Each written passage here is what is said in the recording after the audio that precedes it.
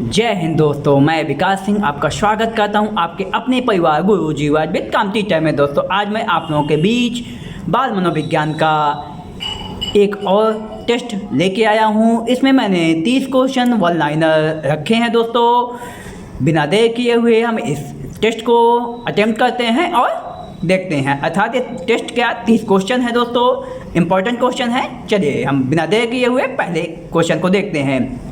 सही में सबसे लंबी हड्डी का नाम क्या होता है? दोस्तों सबसे लंबी हड्डी कौन सी होती है? सही की सबसे लंबी हड्डी सही की होती है फीमर। कहाँ पाई जाती है? यह जांघ में पाई जाती है। दोस्तों कहाँ पाई जाती है? जांघ में पाई जाती है। चलिए नेक्स्ट क्वेश्चन की ओर चलते हैं हम, वो भी इसी से, नेक्स्ट क्वेश्चन भी इसी से रिलेटेड क्वेश्चन है। सही में सबसे छोटी हड्डी का नाम क्या है? कहाँ है ये? स्टेपीज। कहाँ पाई जाती है? कान पे पाई जाती है। कहाँ पाई जाती है? कान पे। चलिए आगे चलते हैं तीसरे क्वेश्चन की ओर। सही में सबसे मजबूत हड्डी का नाम क्या है? सबसे मजबूत हड्डी का नाम क्या है? मंडिबल। जो कहाँ होती है? जबड़े में होती है। कहाँ होती है? जबड़े में। ठीक है, कहाँ होती है दोस्तों? जबड़े में होती है। मंडिबल बोलते हैं उसे। ठीक है आगे चलते हैं हम। जन्म के समय नवजात शिशु की त्वचा का रंग कैसा होता है? जन्म के समय नवजात शिशु की त्वचा का रंग कैसा होता है? हल्का गुलाबी होता है। दोस्तों 15 दिन के बाद उनके त्वचा का जो रंग होता है वह अस्थायी रूप ले लेता है। जो उनके माता पिता या उनके सोसाइटी का में, जो उनके परिवार में अस्थायी रूप से जो कलर होता है, कुछ ब्लैक होते हैं, कुछ गोरे होते हैं और कुछ ब्लैक एंड गोरे का मिक्सअप होता है। अर्थात वो समान होते हैं। उनके जो भी कलर होता है वो उस कलर में आ जाते हैं दोस्तों। ठीक है, 15 दिन बाद उनका कलर अस्थायी हो जाता है। दोस्तों बिना देर किए हुए हम आगे चलते हैं।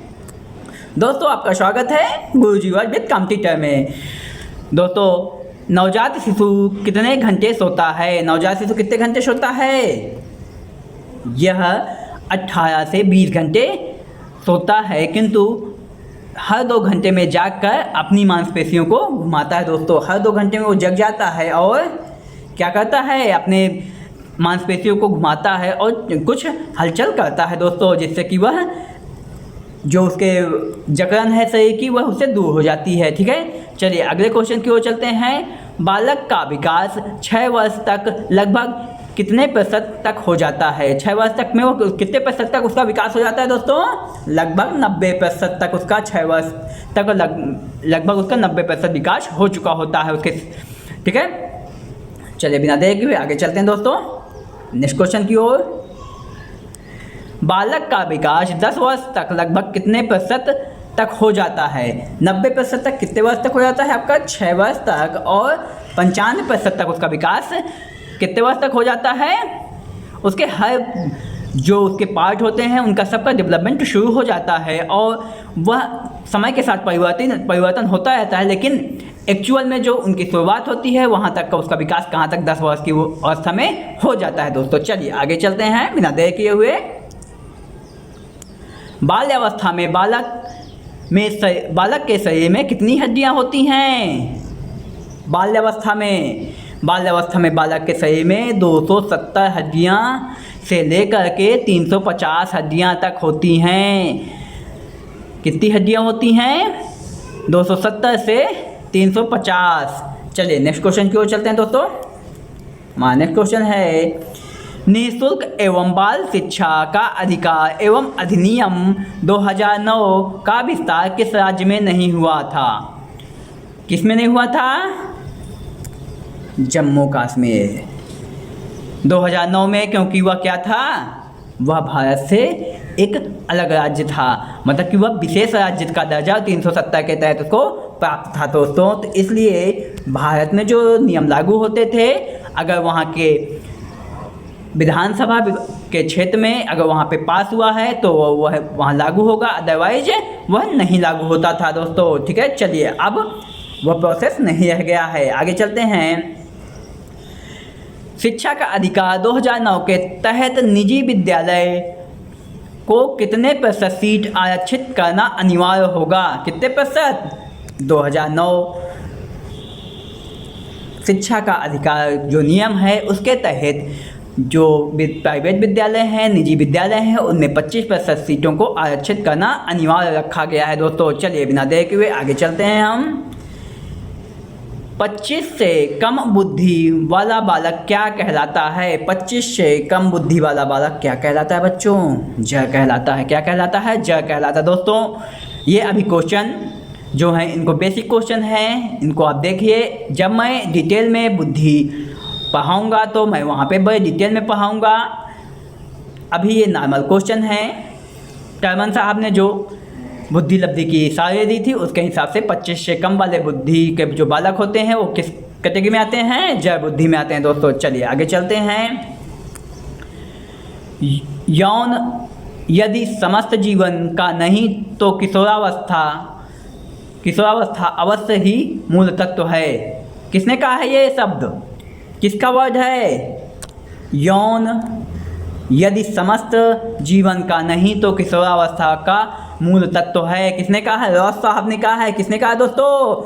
रॉस साहब ने कहा है। चलिए बिना देर के हुए आगे चलते हैं हम। उनका कथन है, बड़ा इंपॉर्टेंट कथन है दोस्तों। आगे चलते हैं। 13 नंबर क्वेश्चन। कुशाग्र बुद्धि अथवा प्रतिभावान बालक वह है जो निरंतर किसी उचित कार्य क्षेत्र में अपनी अद्भुत कार्यकुशलता अथवा प्रवीणता का परिचय देता है। यह कथन किसका है दोस्तों? किसका है? किसका है दोस्तों ये वर्ड?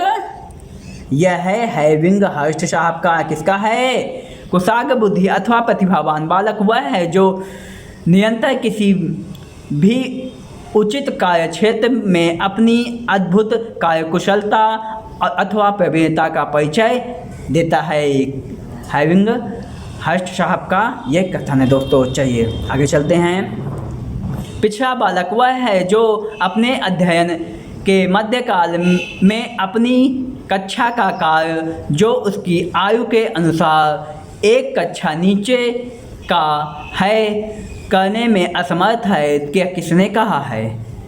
सिलेबर्ट साहब ने कहा है। सिलेबर्ट साहब ने पिछड़े वर्ग के बच्चे को डिफाइन करते हुए कहा है कि वह बालक जो अपने से कम आयु वर्ग के बच्चों का जो कार्य है उसको कार्य करने में असमर्थ है तो वह पिछड़े बालक की कैटेगरी में आएगा। चलिए दोस्तों, यह क्वेश्चन आपके इम्पोर्टेंट क्वेश्चन हैं। धैर्य बनाए रखिएगा और बड़े ध्यान से, इत्मीनान से इन क्वेश्चनों को देखिए दोस्तों, क्योंकि आपका पेशेंस ही आपके एग्ज़ाम के को बीट कराने में, आपको सफलता दिलाने में सहयोग करेगा और आपको जीवन के मूल्य तत्वों से परिचय कराएगा दोस्तों। चलिए हम बिना देर किए हुए अपने क्वेश्चन की ओर चलते हैं। समस्यात्मक बालक उन बालकों के लिए प्रयोग किया जाता है जिनका क्या क्या है? समस्यात्मक बालक उन बालकों के लिए प्रयोग किया जाता है जिनका व्यवहार अथवा व्यक्तित्व किसी बात में गंभीर रूप से असामान्य होता है। यह कथन है किसका है? वैलेंटाइन साहब का कथन है। किसका कथन है दोस्तों? वैलेंटाइन साहब का कथन है। बिना देर किए हुए हम नेक्स्ट क्वेश्चन की ओर चलते हैं दोस्तों। हमारा नेक्स्ट क्वेश्चन है 16 नंबर। वह बालक जो समाज द्वारा स्वीकृत आचरण का पालन नहीं करता है अपराधी कहलाता है। यह किसका कथन है दोस्तों? हीली साहब ने कहा है। हीली साहब ने क्या कहा है? वह बालक जो समाज द्वारा स्वीकृत आचरण का पालन नहीं करता है वह कहलाता है, क्या कहलाता है? अपराधी बालक। किसने कहा है? हीली साहब ने कहा है। चलिए बिना देर किए आगे चलते हैं नेक्स्ट क्वेश्चन की ओर। बुद्धि के किस सिद्धांत को बालू के ढेर का सिद्धांत कहा जाता है? किसको कहा जाता है दोस्तों? बहुतत्व का सिद्धांत। बहुतत्व के सिद्धांत को क्या कहा जाता है दोस्तों? बालू का सिद्धांत कहा जाता है। किसने दिया है? मेरे कमेंट सेक्शन में बताइए दोस्तों। चलिए आगे चलते हैं। व्यक्ति के चेहरे को देखकर उसकी बुद्धि का पता लगाया जा सकता है। व्यक्ति के चेहरे को देखकर उसकी बुद्धि का पता लगाया जा सकता है। ये किसने कहा है? लेवेटर साहब ने कहा है। किसने कहा दोस्तों? लेवेटर साहब ने यह कथन कहा है। ठीक है, किसने कहा है? लेवेटर साहब ने। चलिए बिना देर किए हम आगे चलते हैं अपने 19वें क्वेश्चन की ओर। वे विद्यार्थी जो समृद्ध ज्ञान और शैक्षिक दक्षता को हार्दिक इच्छा प्रदर्शित करते हैं कहलाते हैं। उनके पास क्या होता है? निष्पादन, उपागम, अभिविन्यास। क्या होता है दोस्तों उनके पास? निष्पादन, उपागम, अभिविन्यास होता है दोस्तों। ठीक है, चलिए बिना देर के हुए आगे नेक्स्ट क्वेश्चन की ओर चलते हैं दोस्तों हम। नेक्स्ट क्वेश्चन क्या है दोस्तों? गुरुजी आज आपके काबिलियत का स्वागत करता है और आपके उज्जवल भविष्य की कामना करता है दोस्तों।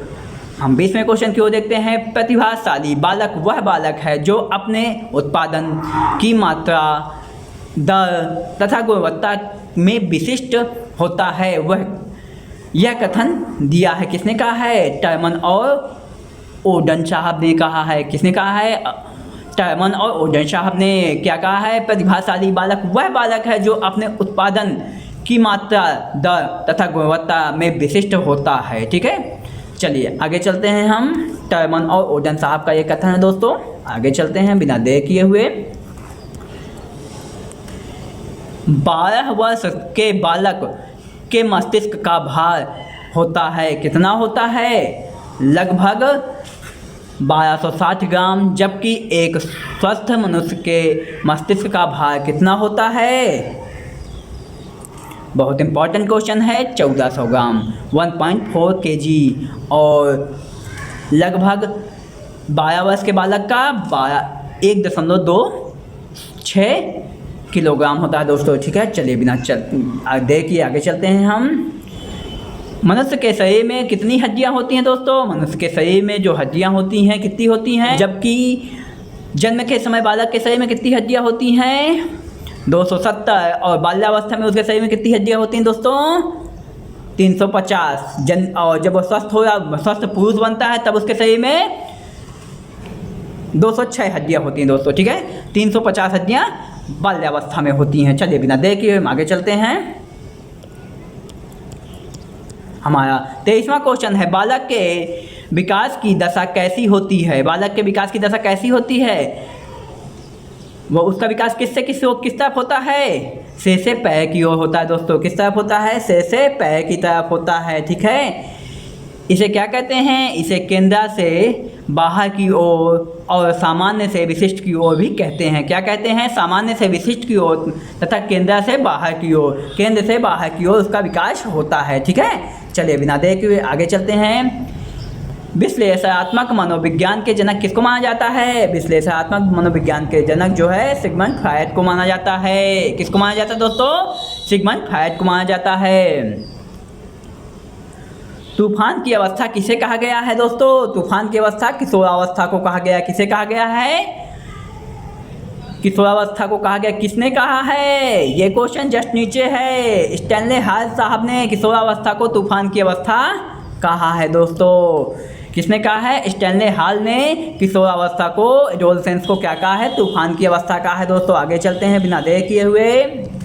गुरुजी वर्ड आपका स्वागत करता है, आपके धैर्य रखने के लिए, आपको मेरा साथ देने के लिए दोस्तों। चलिए हम नेक्स्ट क्वेश्चन की ओर चलते हैं। नैतिक विकास का सिद्धांत किसने दिया? कोहलबर्ग साहब ने दिया। किसने दिया? नैतिक विकास का सिद्धांत। इनकी कितनी अवस्थाएं होती हैं? मुझे कमेंट सेक्शन में बताइए। नैतिक विकास का सिद्धांत किसने दिया?